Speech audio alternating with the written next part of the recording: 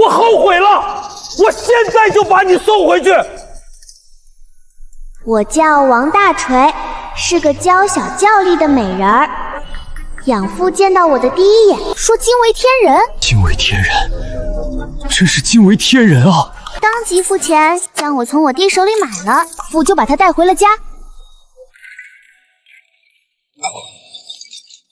爹，您刚说要把我送回去，1个时辰后养父就后悔了。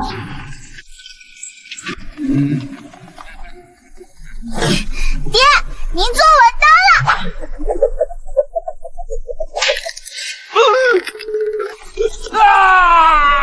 我的腿断了，断了！姓王的，你给老子出来退货！你这是卖了个祖宗给我啊！别喊了，人家拿了钱，1个时辰前就举家搬走了，影都抓不着了。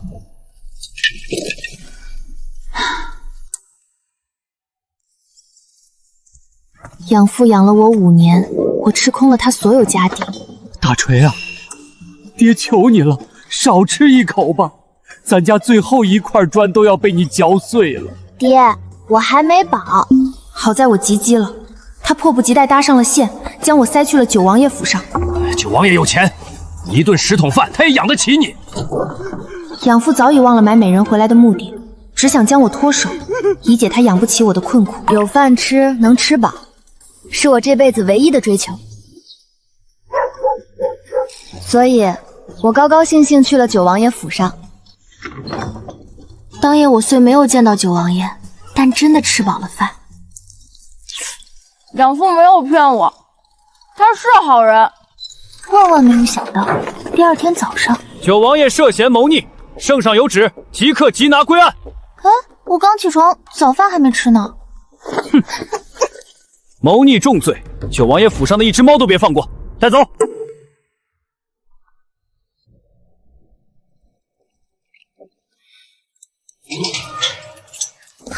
我第一次见到了传闻中身娇体弱的九王爷，他生得挺好看，我还是第一次见到比我还好看的人。你就是徐大人送给本王的那位美人。王爷，我就问一件事儿，咱们这儿什么时候开饭啊？早上起来就被抓进来了，这都过了午饭的时辰了，我实在太饿了。我可以什么都没有，但绝对不能没饭吃。你可知道进了这天牢意味着什么？我知道，但这都什么时候了，王爷？到底什么时候开饭啊？就算被砍头，也要给人吃饱饭吧？不是断头饭很丰盛，什么时候上？他大概也没有办法弄到吃的吧，毕竟他现在也是阶下囚，指挥不了别人，他靠不住，我只有自己想办法。喂，大哥，这都午饭时间了，咋的还不送饭啊？催什么催？就这2个，爱吃不吃？王爷，分你1个。姑不饿，你吃吧。1个馒头连牙缝都塞不满，我还是好饿啊。王爷，你想逃狱吗？我想吃西街张记的大肘子，这会儿出去他还没收摊，应该来得及。你是饿晕了吗？这天牢铁壁重重，外头精兵把守，你插翅难飞。我就问您一句，您到底想不想逃？安安静静做你的白日梦去，别打扰本王休息。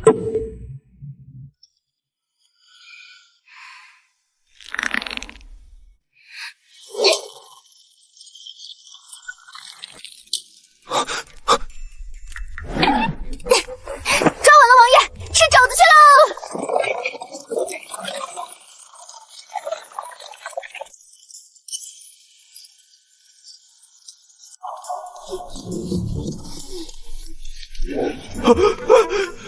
张记肘子，张记肘子在东边。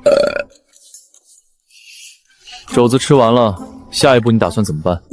王爷，我还没想过，我出牢房只是为了出来吃那个大肘子。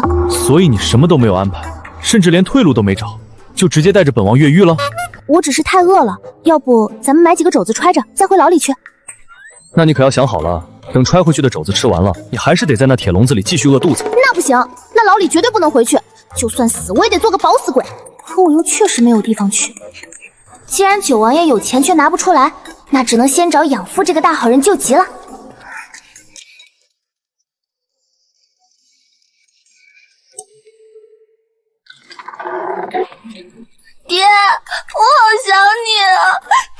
大锤，你嫁出去的姑娘哪有半夜回门的？这不合规矩。这样，二位去街上溜达溜达，天亮了再来。爹，咱们不讲究这些规矩。你不是说规矩太多就是迂腐吗？咱们自家妇女讲究这些做什么？九王爷，微臣斗胆问一句，您也不讲点规矩？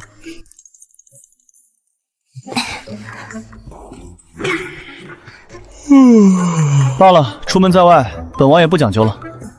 王大锤，进来把这床单换成新的。睡吧，王爷。爹，你也别太难过了。虽说这嫁出去的女儿泼出去的水，但我心里有您呐。我说过要给您养老送终，就绝对不会食言。确实是孝顺，你是恨不得现在就给老夫送终啊！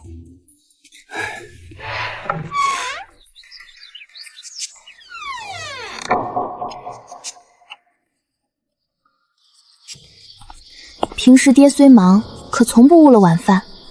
今儿怎么到这会儿还没影？这都什么时辰了，爹还没回来，我要去衙门寻他。别等了，你那爹八成是跑了。不可能，我爹最疼我了。清醒点吧，你是劫狱的悍匪，本王是钦犯，你想去衙门，那是自投罗网。现在就走，再想个能容身的地方，晚了禁军就该挨家挨户搜了。王爷，您平日里交友广阔，就没个能投奔的亲戚，咱们去借住一段日子。姑的亲戚，姑的亲戚个个是皇亲国戚，去找他们，不如姑直接把自己捆了送回天牢，还王大婶顿饭。作为逃犯，你得有逃犯的自觉。王爷不愧是王爷，和别人就是不一样。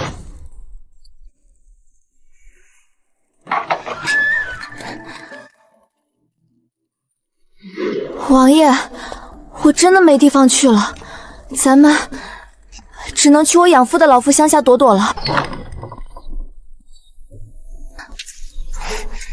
徐大人，您这脚程够快啊！那是自然，老夫是算准了二位要来，特意提前赶回来打点收拾的。这不，刚擦出个落脚地儿。就这样，我们一家三口在这儿安安稳稳的住下了。徐家村很大，足足有300来户人家。我们家隔壁姓张，他家有个儿子叫二牛。我和二牛从小就认识，他对我很好。大锤，你可算回来了，快尝尝，这是我娘刚出锅的红烧肉，专门给你留的。二牛，你对我真好。大锤，小时候说的话还作数不？等我攒够了钱，我就娶你做媳妇。行，只要你娘天天做这菜，你说啥我都答应。没错，我当年同意他的求亲，纯粹是因为他娘做的菜实在是太好吃了。二牛，大娘，我回来了。往后家里有啥搬不动的、砸不开的重活，尽管说一声，千万别跟我客气。大锤，你慢点吃，这还有呢。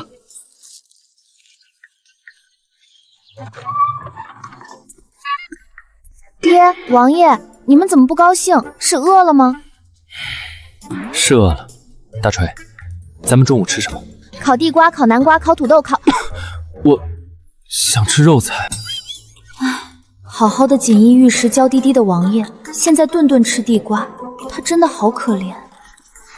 王爷别急，我这就进山给您打几只野物回来打牙祭。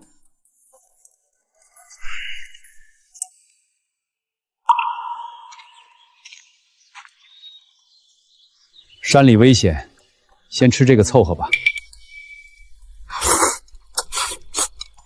王爷，其实这地瓜面也挺筋道的，您凑合吃点。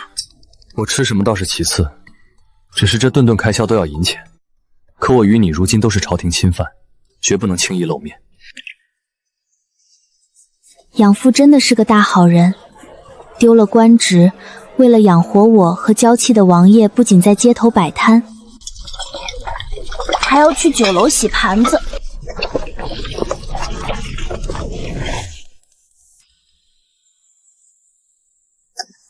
我不能让爹一个人受累，先把这地翻了，等种上小麦，来年咱们就有白面馒头吃了。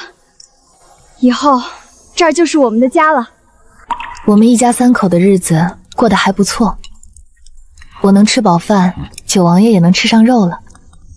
可是因为九王爷生得太娇贵了，村子里许多人都对他很好奇，总想打听他的来历。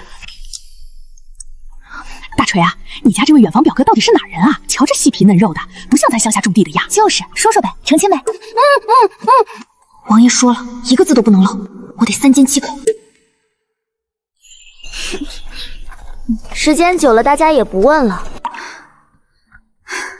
我每天很忙，家里的地种完了，还要去帮别人家种地。因为我力气大，所以大家都愿意喊我去帮忙。大锤，你这劲头比咱家那头老水牛还大。二牛，下块地是谁家的？尽管喊我，管够饭就行。你每天做自己家的活，还帮别人干活，你就不累？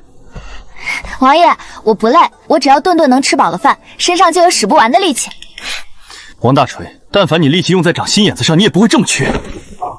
九王爷是好人，但就是有点太计较了。乡里乡亲当然要互相帮助啦，而且我帮他们干活，他们都会给我不少吃的，不白干。我们才回来，地里的庄稼才种下去，由大家接济，我们多少能省点钱，养父也轻松些。还是大锤能干呐！这一担子柴火，要是换成我家那几个没出息的男人，要说也分个4、5趟，你倒好，一趟就给搂回来了。他们没我力气大，以后有活都喊我。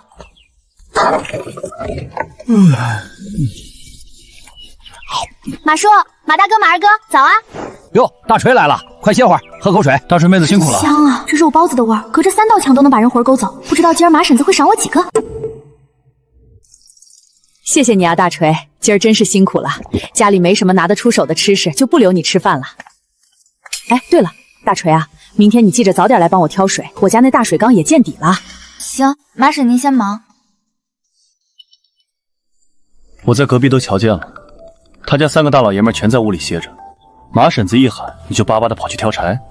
王爷，我这不是力大如牛吗？他家那几个加起来也没有一个人厉害，我多干点没啥。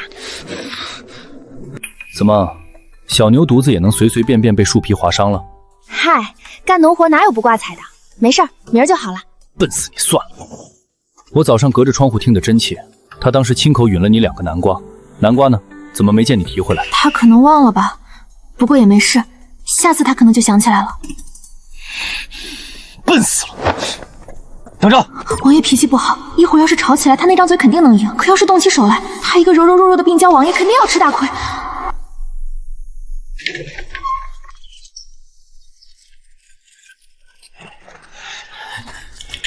大锤啊，婶子刚忘记给你南瓜了，婶子老糊涂了，这就给你送家去。王爷，您使了什么法子？他们怎么看起来跟见了鬼似的，吓成那样？大约是平日里在家歇得太久，身子虚，走2步道就双腿发颤了吧。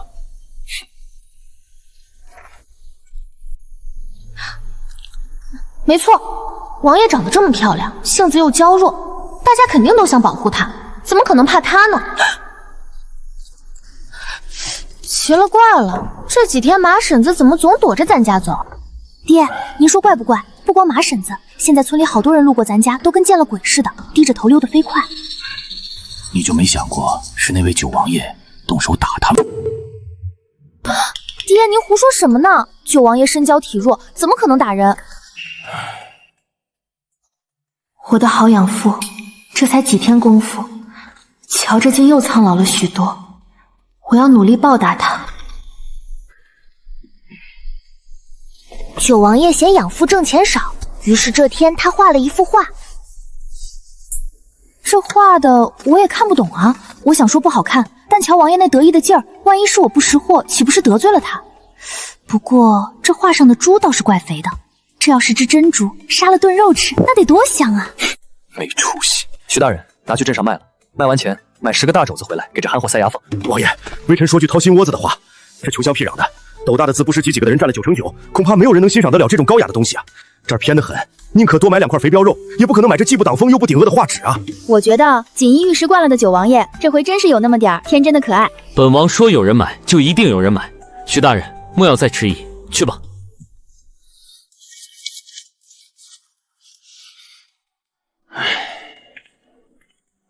王爷，您在屋里歇着，我这就进山。今儿个我非得打只肥野兔回来，给您肚里添点油水开开荤。孤与你同去。王爷，其实我不明白，像您这样的人怎么会去谋反呢？哎呀，怎么办？我觉得王爷连翻白眼都这么好看，忍不住想多看2眼。哭连走路都嫌累，还懒得去谋反，这分明是有人存心陷害，想让姑死。大锤啊，姑早晚会有沉冤昭雪的那一天，等到了那时候，你就是姑身边最大的功臣。那王爷往后打算怎么报答我？姑可以满足你一个愿望。真的吗？什么愿望都可以吗？当然，不过也别太过分。你要是想做九王妃，本王可不会同意。哎呀，什么九王妃八王妃的都不重要。不重要。王爷，您赏我一个肉铺吧，很大很大的那种。姑堂堂一个王爷，在你眼里竟然还不上一个卖肉的摊子。所以，在你王大锤眼里，姑的九王妃头衔竟然还不如一个卖猪肉的铺子值钱。姑当真是低估了你这憨货的傻气。这要求很过分吗？那要不然您把我爹官复原职了吧，再让我回到他身边，我答应要给他养老送终的。徐大人身子骨硬朗得很，离死还远着呢。没关系，那我等他死。王大锤，姑最后给你一次机会，你到时候可别后悔，哭着喊着求姑让你进王府。不会的，王爷，我行得丹做得直，从来不求人。行得丹做得直，你还挺会用词儿，果然是读过书的。王爷，不打猎了，打你的头！好端端的，这人怎么还骂人呢？二牛哥，我家九哥不进山了，我们两个自己去，快去快回。走走走，大锤，今儿个没有那个弱不禁风的拖油瓶跟着，咱俩准能打着不少稀罕货。二牛哥，我改主意了，今儿我一定要打只肥野鸡回来。哎，你不是想打兔子的吗？九王爷说他不喜欢吃兔子，那我就打野鸡吧，有好吃的，他肯定不生气不骂人了。二牛哥，快跑啊！后面有脏东西！大锤啊，男人还得能干活、会干活，才能养活女人，让她有好日子过，让她心甘情愿的跟着。不像有的男人，肩不能挑，手不能提，挣不着钱，找女人就是害女人。大锤，大锤啊，神了！王爷那幅画卖了1000两，整整1000两白银啊！啥？就那只画的跟球似的肥猪卖了1000两？我的亲娘嘞！就算是把珍珠杀了卖肉，卖到下辈子也卖不出1000两吧？1000两而已，大惊小怪。姑的话，只要姑愿意，1万两也有的是人排队抢着要。哎，二牛哥，你的野鸡你不要了！二牛哥，二牛垂头丧气的走了，连猎物都不要了，我怎么喊他都不应我。大锤，今晚别省着，烧2只野鸡。得嘞，不但烧鸡，下午刚买的大肘子也一并给您炖上。卖画挣了大钱，咱得可劲儿造。真香！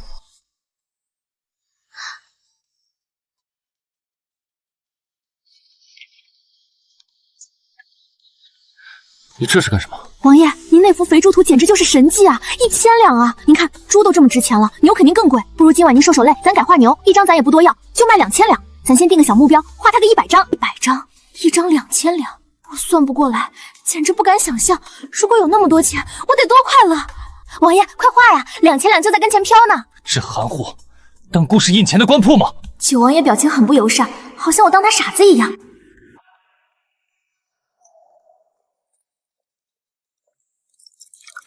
这雪下的好，爹不能摆摊儿，王爷不能遛弯儿，正好咱们一家子关起门来研究研究这肚子里的学问。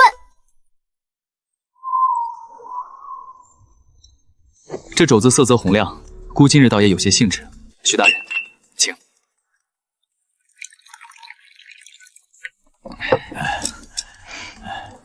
王爷，您别嫌老夫烦，我养大这丫头难啊！当初兜里没子儿，我自个儿饿得眼冒星星，也得先给她买回2个馒头，我容易吗？我送她去您府上那是巴结，老夫就是想升官，哪怕让老夫做半年高官，哪怕半年后就把老夫撤了，我也认了。我对那过世的老婆子有过承诺，这辈子定要给她挣个诰命回来。要是挣不到，我死了都没脸去见她，我就是个窝囊。你也太没出息了！明明是被人陷害的谋逆，你不回京自证，不想着夺回权位，你躲在这山沟沟里算怎么回事？你太没出息了！爹，您多喝点，梦里啥官都有。王爷，雪下得这么厚，要不我陪您去后院堆个雪人消消气？王大锤，姑问你，姑和你养父，你选哪一个？养父养了我5年，我吃了他好多顿饭，但我就在王府吃了1顿饭，这1顿饭的恩情可抵不过5年。对什么雪人？过来，打雪仗！好嘞，王爷您可接好了。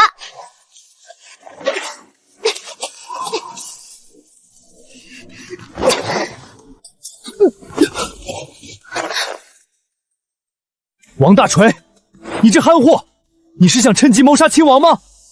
从现在开始，这3天，姑都不会再和你说一个字。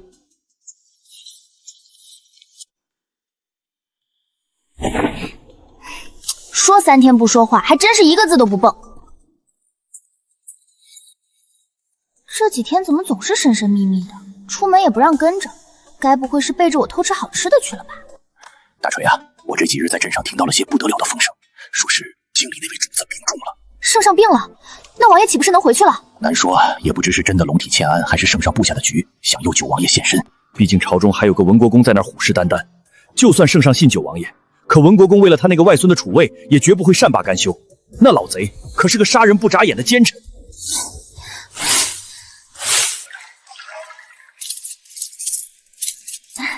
爹，您瞧瞧，您这带血西信证的，可比您以前当的受气的6品官攒得多多了。爹，您咋也不理我了呢？不好！爹，别数那几文钱了，追兵来了，跑，快跑！到底是捡还是不捡啊？王爷，别洗了，追兵把咱院子围了！滚出去！他们不会听你的话出去的。姑让你滚出去！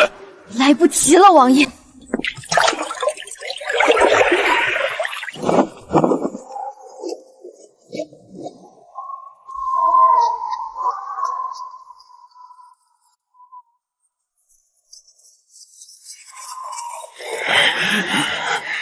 站住！站住！爹，跑，往后山林子里钻！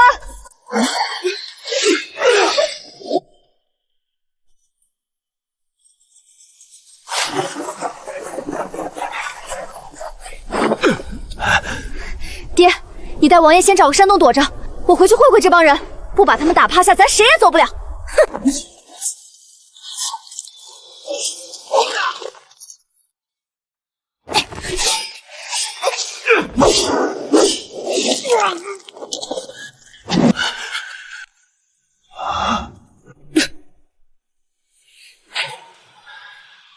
姑还没死呢，都给本王滚！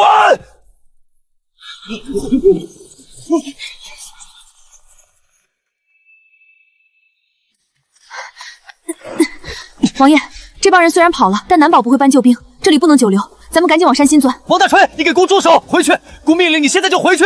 王爷您快别喊了，嗓门这么大，生怕那帮人听不着动静是怎么着？我真能理解王爷，被自个儿亲爹和亲哥哥满世界追杀，换谁心里不窝火？王爷得罪了，特殊时期特殊办。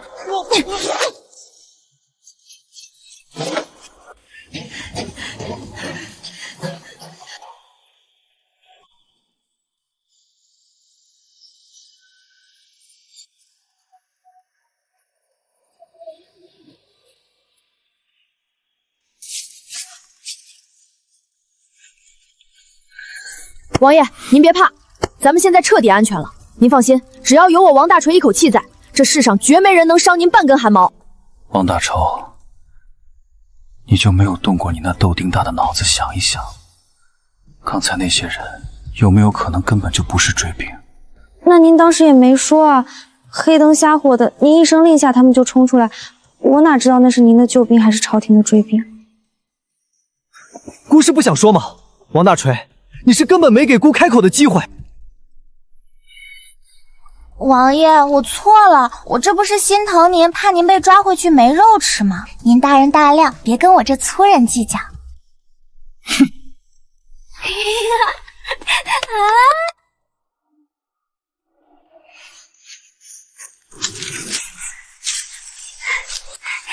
王爷，看我给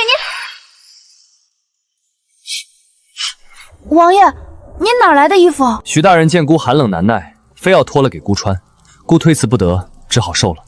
爹，您真是太善良了。是啊，爹一直都很善良，爹一点都不冷。太好了，总算有正经衣服了。王爷快换上，别把爹的棉袄穿坏了。我们在山洞躲了半天后，九王爷的侍卫找来了，给他带了衣服，我特别高兴，赶紧拿去给他穿。王爷，要不要我帮忙？王大仇，给姑在外面待好了。你有没有想过，姑现在最防的就是你？防我？我可是他的救命恩人呢，我有什么好防的？我不可能伤害他的。大锤啊，咱到底什么时候回村？我走的时候，那3文钱掉在地上，还没来得及捡。况且大门敞着，万一贼人进屋把我那套压双底茶具顺走了，可咋搞？徐大人，别惦记你那3文钱了。徐家村早已被禁军盯死，咱们回不去了。京中传闻圣上龙体有恙，王爷您真的不想回去看看吗？咱们这样躲躲藏藏，什么时候才是个头啊？徐大人，姑劝你慎言。徐大人，你可想好了？现在回去，你不但不能升职，还可能掉脑袋。以前我觉得九王爷脾气臭，现在瞧着，他其实怪可怜的。有家不能回，在这阴冷的山洞里躲着，还得被自个儿亲爹当成逆贼冤枉。爹，我听人说圣上儿子不少，怎么现在闹腾的就剩这么2个了？皇位那把椅子可是用人血染红的，那些皇子斗得乌眼鸡似的，早就死绝了。现在明面上撑着的，也就剩下九王爷和那位八王爷了。他就是九王爷。八王爷那是淑妃娘娘的新白子，背景深着呢。九王爷那身份才叫一个贵重，生母那是已故的先皇后蔡氏。圣上与蔡皇后那是真正的情分，自小青梅竹马一起长大的。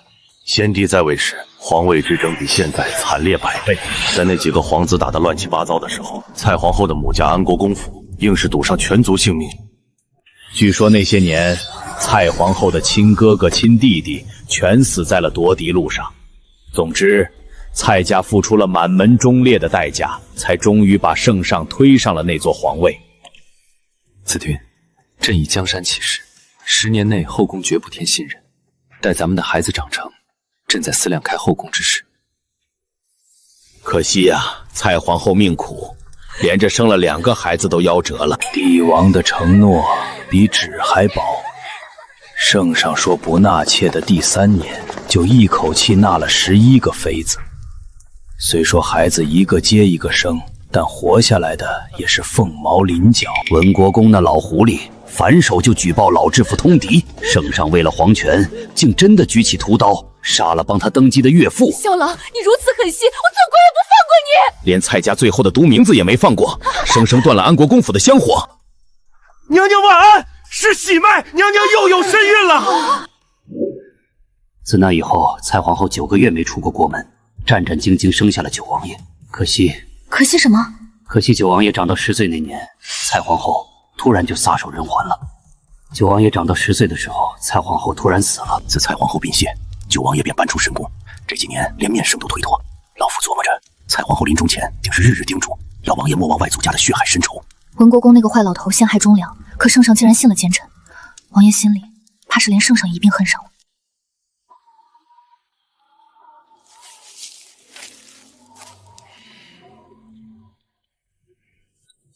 王爷，你别怕。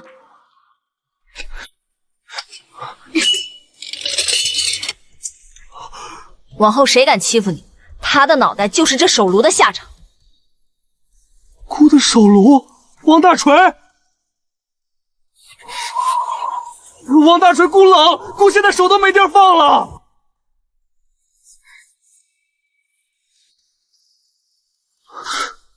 这有什么难的？手炉坏了，我帮你暖着。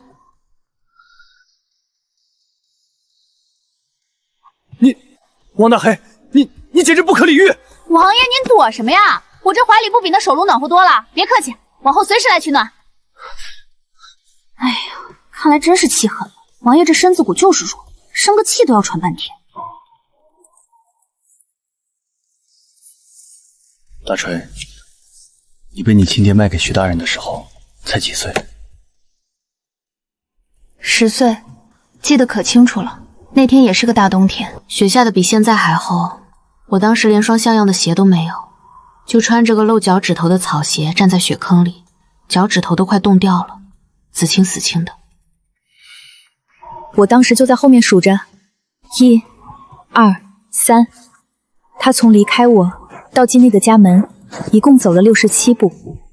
这67步里，他一次都没有回头看我，哪怕一次都没有。我娘知道我爹今天下午能拿回买我的钱，所以他破天荒的把家里过年才舍得吃的那块咸肉拿出来炖了笋子，那肉味真香啊，顺着风直往我鼻子里钻。可我到现在都不知道那咸肉炖竹笋到底是个什么味道。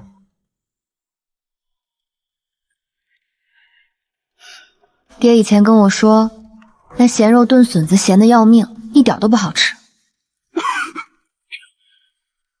我也觉得，肯定不好吃。那种笋子炒肉，嚼在嘴里能有什么香味？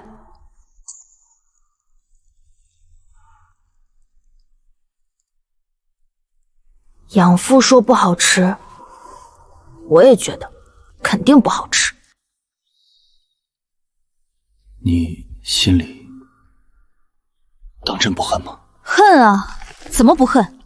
当时我气得心肝疼，恨不得立刻冲回去，一脚踹翻他家的灶台，把他那口煮咸肉的锅给砸个稀巴烂。倒是像你会干的事儿，那后来怎么没去？我怕我这一闹，但又怕把养父给吓跑了。要是连他也不要我了，这冰天雪地的，我就真的没地儿去了。确实是应该砸了那口锅。这么多年，我一想起那锅肉就后悔。不过王爷，这些年我想通了一个特别有道理的想法，您博学多才，帮我听听对不对？我觉得吧，这世上从来就没有谁对谁的好是完全不求回报的，大家都有所图，所以没有关系，大家都扯平了。那你呢？你冒死救姑，又背着姑跑了80里路，你对姑的好又求什么回报？有啊，我这人最没出息了，我想吃饱饭，顿顿都有肉的那种饱。王爷，您往后要是真发达了，能管够我这辈子的饭吗？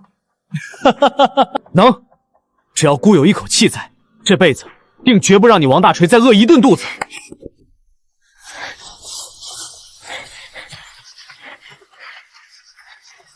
王爷，您既然对我这么够意思，那我王大臭绝对不能怂。您放心，这血海深仇我一定帮您报了。报仇？大锤，姑面对的是满朝文武，是权倾朝野的文国公，你打算怎么报？报仇的第一步得先保命。咱们现在这儿还是不稳当，咱们先找个别人找不到的地方，然后慢慢商议。王大锤，姑自个儿有腿，姑会走，你能不能不要动不动就抱着姑走，姑不要面子的吗？哎呀，王爷，您就别磨叽了，等您走到地儿，咱早被文国公抓去炖了。爹，你也别撑着了，爹，上来，咱们一家子齐活了，走喽！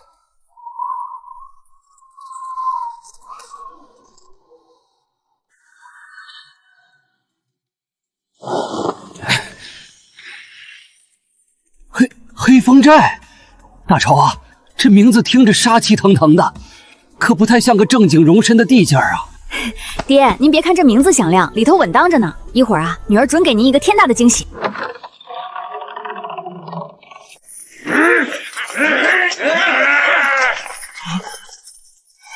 土匪，又是那帮土匪！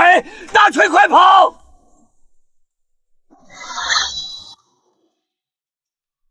大哥，大当家的，你可算回来了！大哥，自从您去年那一走，兄弟们在这山头上吃啥啥不香，整天就盼着您回来啊！我们可想死你了！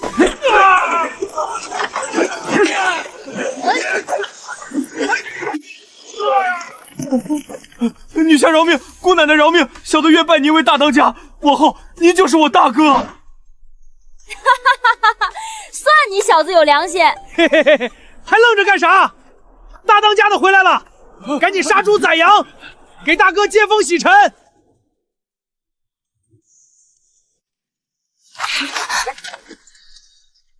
姑是他男人，你又是哪根葱？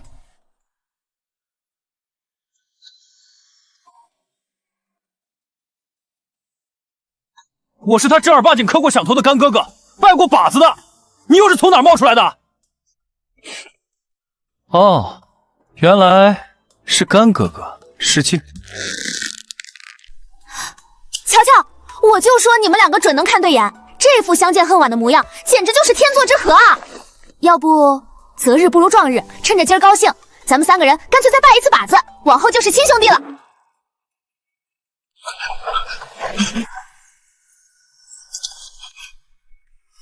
哎呀，马大哥，你这也太心急了，这还没点香呢你就跪下了。王爷快来啊，马大哥都等不及要跟咱们当异姓兄弟了，快点的。马朝河朝我看了一眼，眼睛一翻，激动的晕过去了。九王爷站着没动。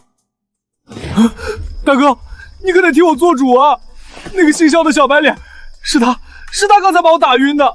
马老弟，你这就有点不厚道了。我又没瞎，九爷刚才连手都没抬一下，他那身子骨走路都一摇三晃的，跟阵风都能吹倒似的。你瞧瞧你，人高马大，这一身的腱子肉，他怎么可能打得过你？马老弟，你可是咱黑风寨的猛将，你多厉害啊！大哥，你真觉得我厉害？对啊，做人要自信。你忘了去年你被我那几百斤重的大锤正面砸了3、4次，居然还能爬起来跟我拜把子。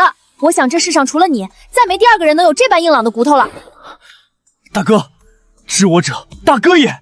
大哥，就这样，我们在黑风寨安安稳稳的住下了。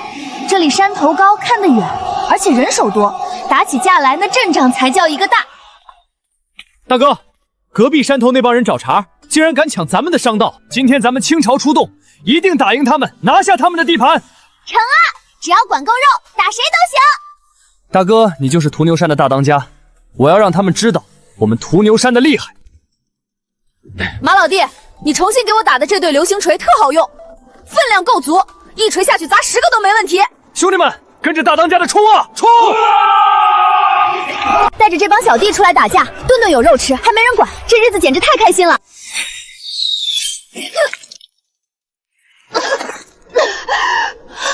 大哥！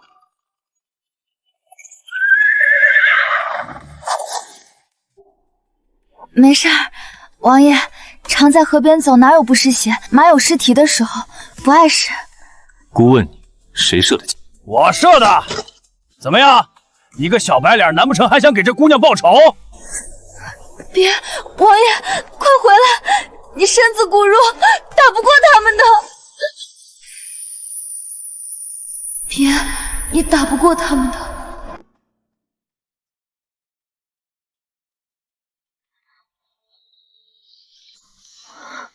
我的娘哎，马老弟，你这张脸咋整的？被马王寨那帮人偷袭了？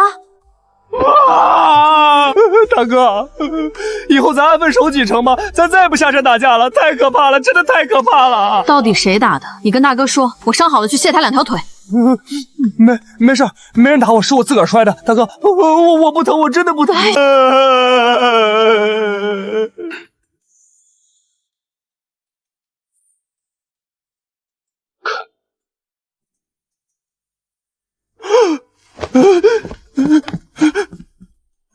那什么，大哥，你伤还没好。对，清静，我就不打扰您歇着了，我这就滚。怪了，我刚才哄得嗓子都哑了，他还是哭个不停。你这一露面，他怎么跟老鼠见了猫似的？大概是哭累了，总得歇口气的。你感觉怎么样？还疼不疼？我皮糙肉厚的不碍事，倒是王爷你刚才一个人冲过去，受伤没有？姑又没跟人打架，怎么会受伤？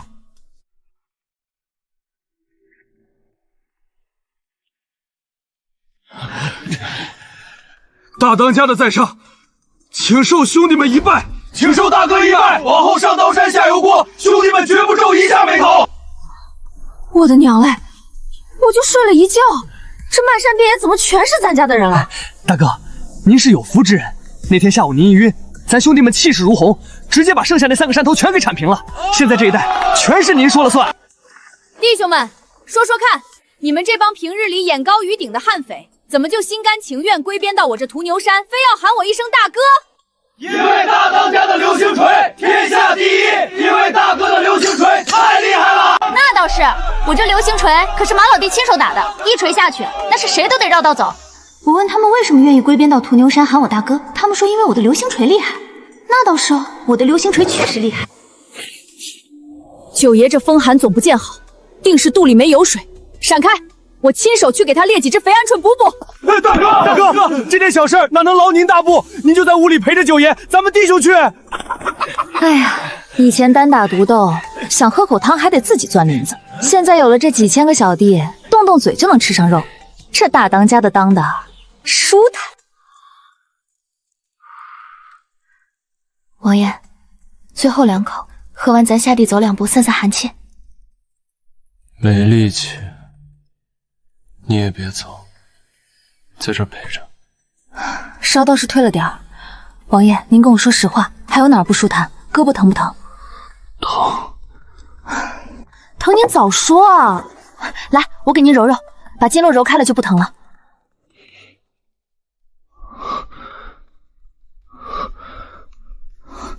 怎么身体更烫了？难道是病情反复了？大锤，姑再问你一次，若是非选不可，姑和你养父，你选谁？王爷，您这问题真怪，就不能2个人都选吗？他是我爹，一把屎一把尿把我喂大，他只要1天没死，我就不能丢下他不管。当然了，不过您放心，等我爹哪天2腿一蹬死了，我肯定只选您一个。文国公因贪污舞弊罪被拿下了，姑必须回京一趟。姑一个人回去，你和你养父留在屠牛山，有这几千小弟护着，比京城稳当。为什么不带我？我力气大，我还能给您挡刀呢。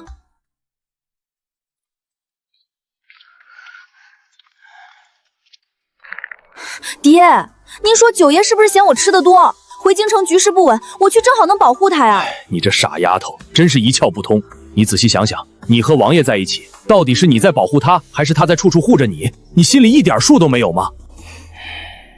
我能保护他，不知道。你这丫头当真是傻人有傻福。如今咱们能做的，也只有日日祈祷九王爷在京城的龙潭虎穴里一切顺利。顺利，必须顺利。九爷长得那么好看，老天爷舍不得让他出事。你那是怕他出事吗？你是怕自己年纪轻轻做了寡妇，没人管你饭。大哥，京城的信，九爷来的。他说他在京城一切都好，让咱们在山上吃好喝好，千万别乱动，还是不让咱回去。京城是有金子还是有肉啊？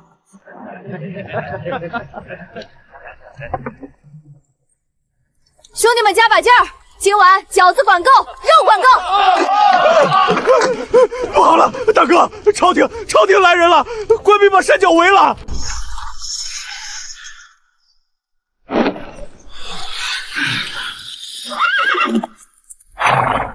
尔等听着，本将今日只为一人而来。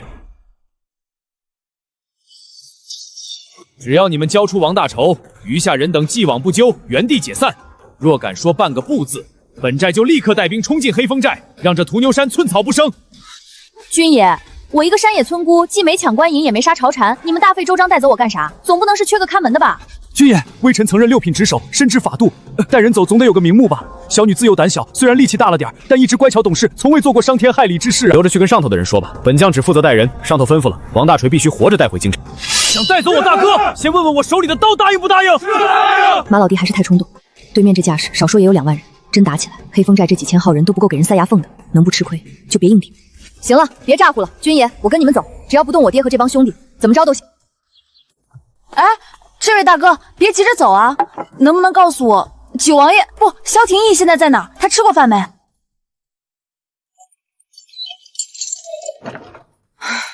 这儿的人都是哑巴吗？听说了吗？圣上这回是动了真壳的，杀文国公那老贼的时候，眼都没眨一下。可不是嘛，文家一倒，淑妃也失了势。听说八王爷今儿一早就被关进宗人府了。这满朝上下，太子之位除了九王爷，还能有谁？现在八王爷也被关去了宗人府，那太子之位肯定是九王爷的了。我和他们说话，他们都不搭理我。谁说不是呢？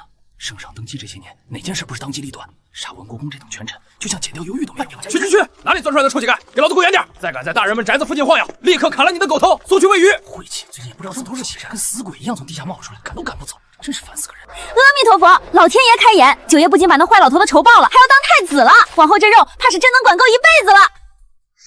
不对劲儿啊！文国公那坏蛋都死透了，八王爷也关进去了，那现在是谁把我当贼一样关在这儿的？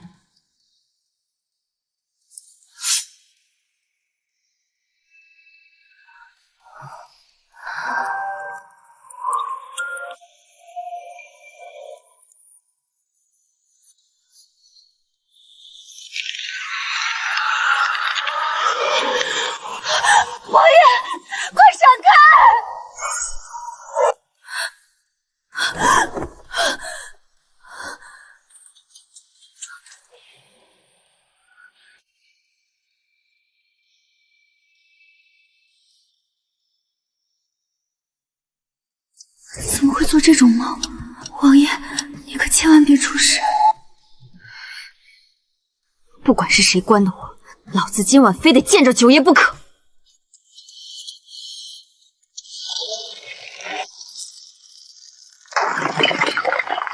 有人劫狱，快追！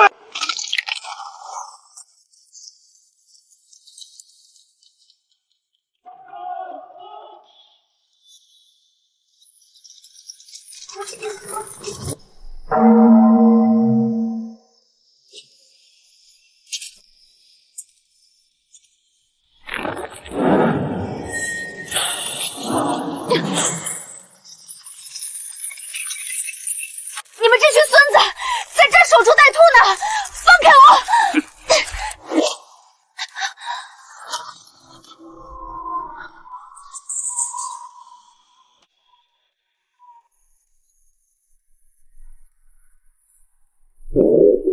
你们到底是谁派来的？找我一个小厨娘干啥？我要见九王爷！见王爷？你这傻女子，命都快没了，还想着见主子？省省力气吧，多余的话一句都没有。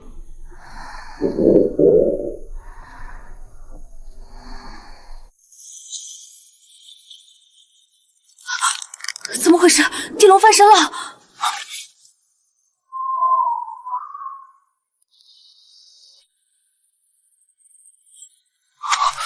出什么事了？听着动静，城里哪里打起来了？你们快看，北面是不是失火了？什么北面？看清楚点，那个方位，那是皇宫。老三，你轻功好，赶紧爬上那房顶去看个真切，到底是哪家作乱？是，在那儿。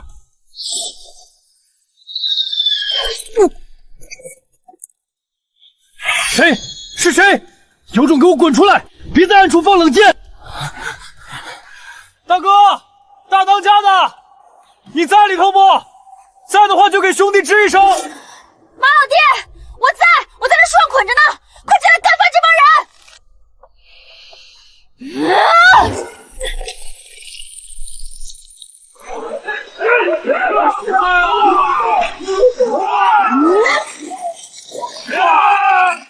我看谁还敢拦我去见九爷！我的亲娘嘞！大哥，这兵器全天下怕是也只有您老人家能使得动了。别整那没用的，带吃的了吗？我快饿疯了。带了。九爷出发前千叮咛万嘱咐，说大哥你最受不得饿，哥几个身上都贴肉揣着热乎的白面饼子呢。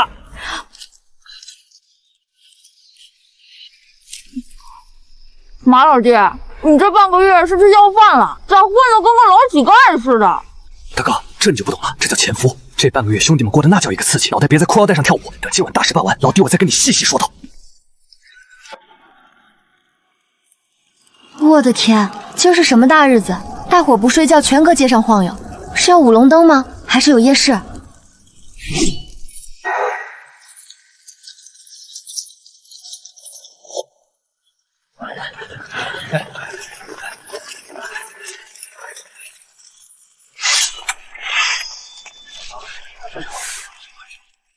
这架势不是舞龙灯，是要去砸皇宫的大门啊！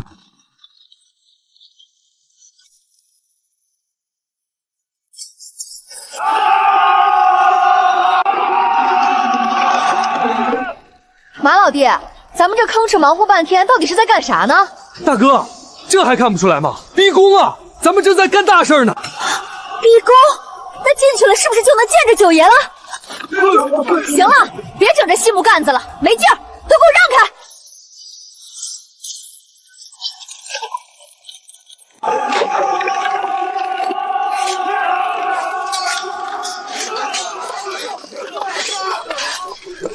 九爷，你在哪儿啊？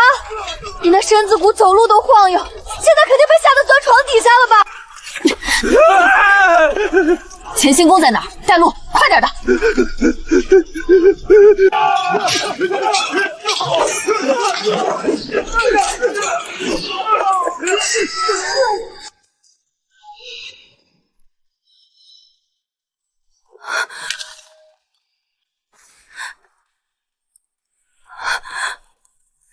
九王爷是你吗？九王爷是你吗？大锤，你可算来了！王爷，你刚才那是你会武功啊，而且剑法还这么厉害。大锤，你不在的时候，姑好怕，他们就是这帮人，刚才合起伙来欺负姑。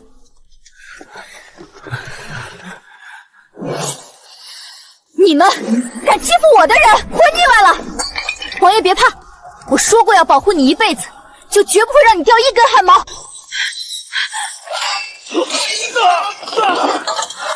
大锤救姑！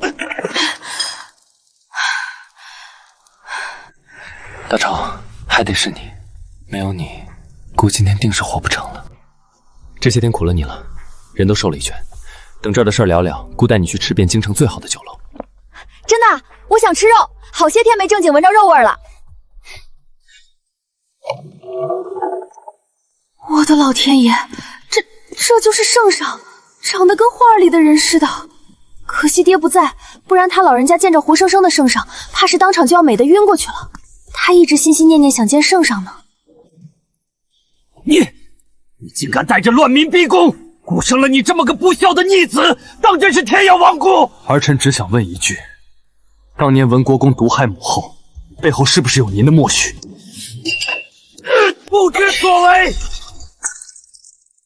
蔡家满门仗着登基之功、贪天之功以为己利，蔡氏更是以此要挟姑。姑处置他们是为了皇权，是为了这万里江山。我虽然听不懂那些大道理，但瞧着圣上的模样，尖嘴猴腮、凶神恶煞的，活像那戏台上的老妖怪。这当爹的真不行，比我那个见钱眼开的亲爹还差劲。安国公府满门忠烈，母后辅佐您于微末，他们到底做错了什么，非死不可？姑是君，姑是这天下的主，君要臣死，臣就得立刻抹了脖子。姑处置他们，何须理由？这圣上分明就是个坏人，别人的命也是命啊，没头没脑的杀人，还说得这么理直气壮。父皇，儿臣想知道，当年母后夭折的那2个孩子，儿臣的那2位亲哥哥，是不是您亲手处置的？还有3皇子、4皇子，那些离奇暴毙的兄弟们，背后是不是全都有您的手掌？是又如何？这大萧的天下是朕的，只要朕一天没咽气，谁也别想碰朕的东西，哪怕是亲生儿子，敢生出半分僭越之心，也得给朕死！虎毒尚不食子。父皇，您既然觉得儿子的存在就是对您皇权的威胁，那您当初又为什么要生下我？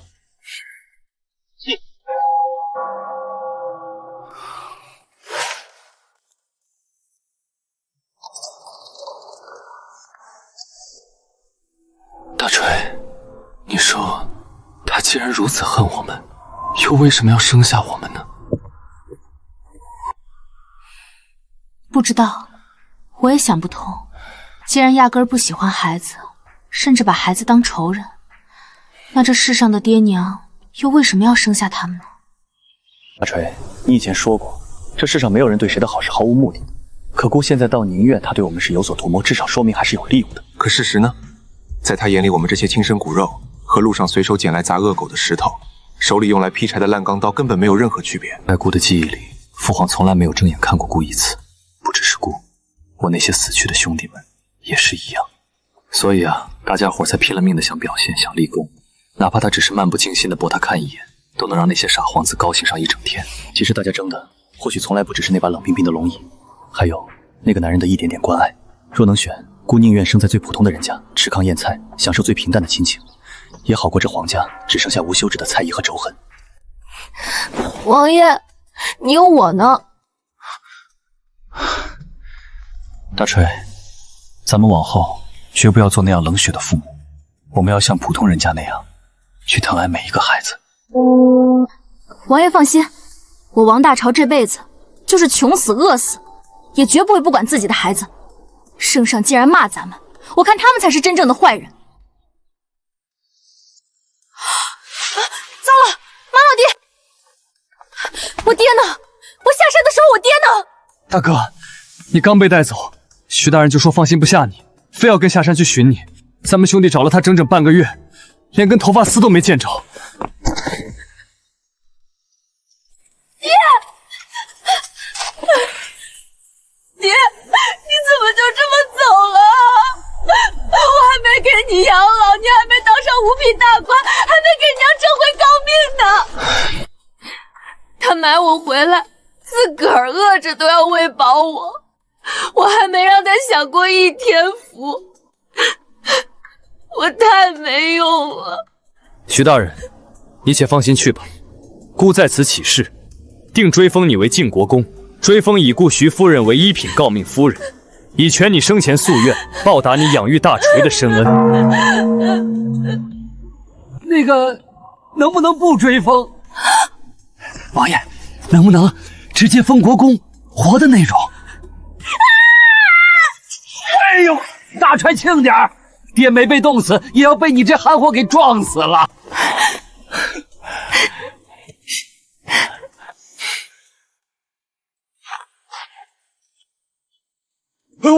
王爷您别走啊，那准信儿呢？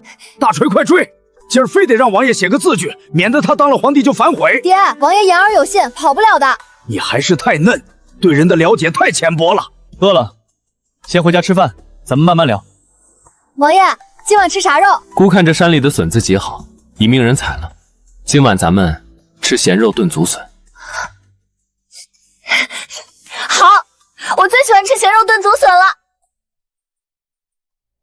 我叫萧廷义，自我就明白，无论我做的多出色，父皇看我的眼神永远只有冷漠。后来我发现，他对所有兄弟都一样。从那天起，我便不再对他有任何期待。母后去世后，我搬出了皇宫，一个人生活着。虽有时觉得落寞，但却没有很多糟心事，自由自在。直到那天，我忽然回忆起母后去世那天的一个细节，为什么不让我进去？那一定是母后的私有问题。我查了，母后居然不是病逝，而是被人下毒。我怀疑文国公，怀疑父皇。我只是略微试探了一下，文国公就坐不住了。消停，他陷害我谋逆。查明母后死于下毒后，我顺水推舟进了天牢。本以为是一场索然无味的博弈，却没想到隔壁多了个有趣的女子。她不怕死，只怕饿。当她一拳砸穿石墙的那一刻，我仿佛看到了菩萨显灵。她背着我狂奔，带我吃肘子，带我回那个让她养父吓得半死的家。她居然叫王大锤！我常想，什么样无情的父母才会给漂亮可爱的女儿取这样的名字？她除了能吃外，几乎没有缺点。不对，她多少有点缺心眼儿。那些村民精得很。小傻子总被人吃便宜，却还觉得徐家村的人民风淳朴。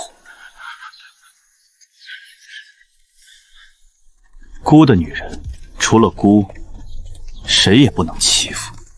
我能打猎，能养活女人。不过小傻子傻点挺好，他连二牛喜欢他也感受不到。那二牛天天在我面前嘚瑟，说他多能打猎，多能养活女人。我随随便便画了一幅画，让徐涛拿出去卖，再让我的人1000两买走，轻轻松松将二牛击退了。人和人是有差距的，而且很大。但小傻子太傻，我也吃亏。他居然用被子裹着我夜奔80里，自己跑得累不说，我的肋骨都要被他颠断了。我想说他几句，但一想他的好意又开不了口。这世上除了他，哪里还有人会对我这样好？那天我们离开山洞后，他带我去了黑风寨。那寨子上都是土匪，而且都不是善类，虽不至于烧杀抢掠无恶不作，但恶事没少做。这地儿不能久留，若朝廷派兵来，不说杀我，就说剿匪，我都无话辩驳。大锤跟着马朝河去打架受伤了，动他的人不必留了。剩下的山头，今晚之后我看到他们归顺。是。她就像上天送给姑的仙女，因为她生生死死才变得有了本丑。文国公伏诛，八王爷倒台。父皇，你只爱你的皇权，却不该动大锤。那一夜，京城变了天，但我没处置他，只对外宣称他病了。我的王妃很傻气，却深得我心。当了王妃，能不能在京城开个最大的肉铺？准了。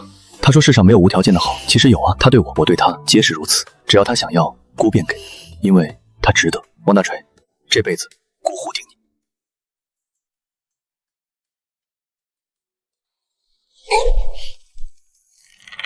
大锤生了一儿一女，力气都大得惊人。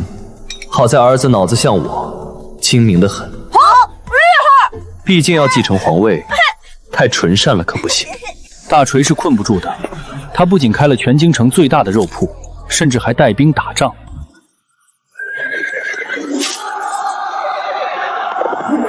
战场上的她有勇有谋，真是一位奇女子。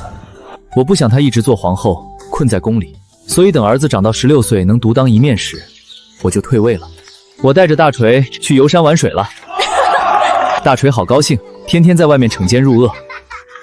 有一天我们路过个山村，大锤，是大锤吗？爹后悔了呀！当年卖了你后，爹天天睡不着觉啊！我儿，你救救你那2个不争气的哥哥吧！王爷，我终于知道了，原来这咸肉炖春笋是真的好吃。确实好吃。我们都有并不快乐的儿时，但大锤遇到了徐涛，我遇到了大锤，熬过那段苦，余下的便全是不换的甜。大锤，日子还长，姑陪你慢慢过。夫人，你且安心，老夫这辈子哪怕拼了这把老骨头，也定要为你挣回那身一品高明的凤冠霞袍。官场如泥潭，老夫努力多年，仍是止步不前。看着这孩子，我动了文人最不耻的歪心思，好好培养，将来送给高官，定能成我平步青云的阶梯。